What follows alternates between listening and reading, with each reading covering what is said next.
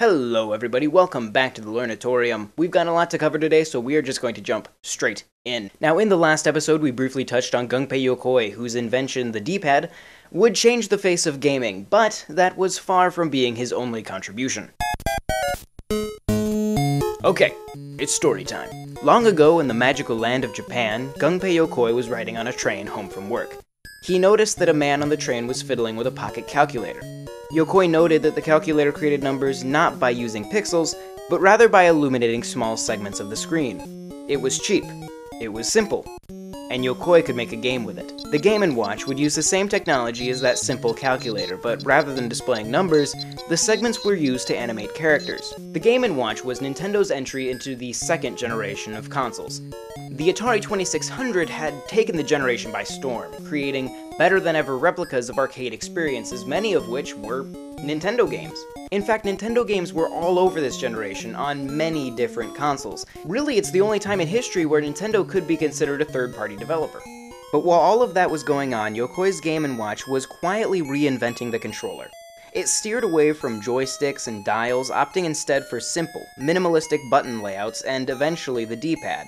As the golden age of arcades came to a close, Nintendo's distinctly different approach to gaming allowed them to be virtually unaffected by the gaming crash.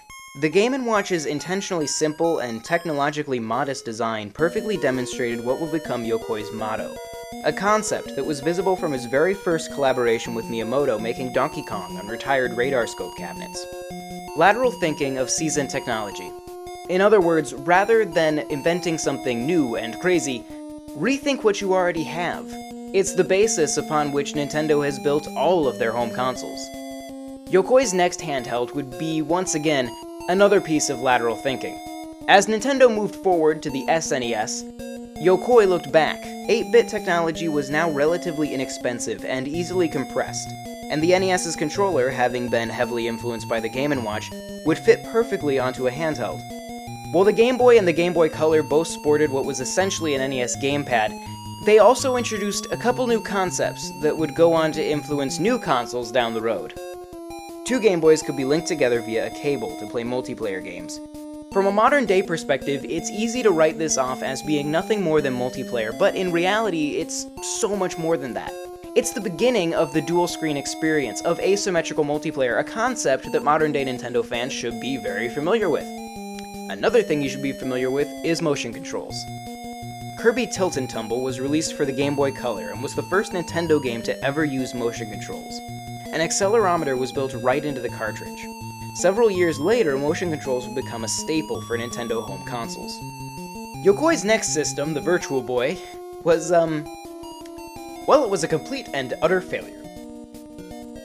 Having been rushed to market by execs who were nervous about how long the N64 was taking, it was quite simply not ready. According to Yokoi, he had never intended to release the Virtual Boy in the state that it was in. To him, it was still an experiment. Despite the Virtual Boy's complete failure only selling 770,000 units, stop comparing it to the Wii U, that sold millions of units. It's not the same at all. It's not even close. Stop it.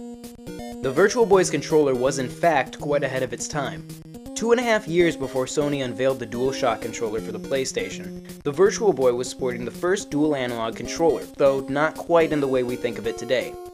Rather than the thumbsticks that adorn modern controllers, the Virtual Boy featured two D-pads, each placed above a set of face buttons. It's fascinating to note that Nintendo, who is so often criticized for not just embracing the dual analog controller that's been adapted by Sony and Microsoft, they invented it! The layout of the Virtual Boy controller also bears some similarity to the Wii U gamepad, which places its thumbsticks above the face buttons and the D-pad.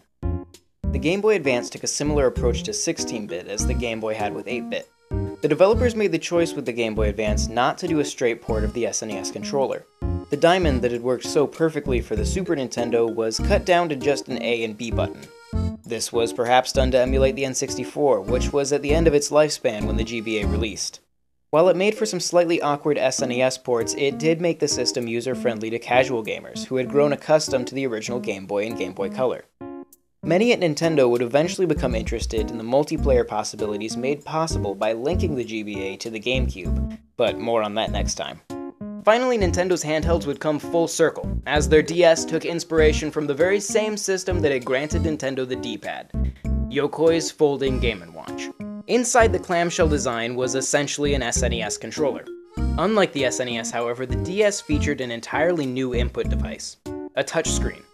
The bottom screen would be laid out in any way the developer wanted, essentially allowing them to add a virtually limitless number of buttons onto the controller. Games like Animal Crossing would use the touchscreen to allow for easy menu shortcuts.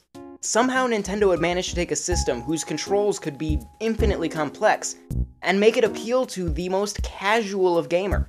The DS would eventually go on to be the best-selling handheld system of all time, and the second best-selling game system ever. Nintendo's handhelds started off by influencing home consoles, then the home consoles started to influence the handhelds.